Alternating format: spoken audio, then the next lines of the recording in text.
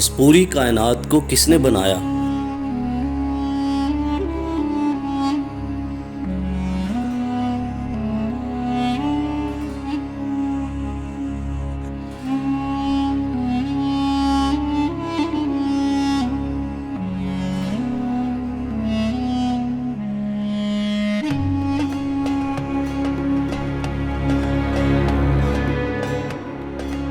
किसने हमें पैदा किया और इस प्लेनेट अर्थ पे छोड़ दिया, और वो हमसे क्या चाहता है?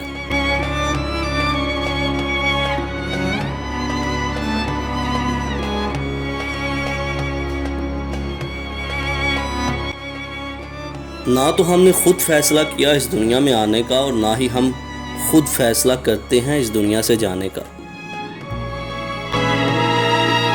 इसका मतलब कोई एक ऐसी हस्ती है जो हमारी जिंदगी को कंट्रोल कर रही है, जिसका हमारी जिंदगी पर, हम सब पर पूरा कंट्रोल है। वो जब चाहे कुछ भी कर सकता है।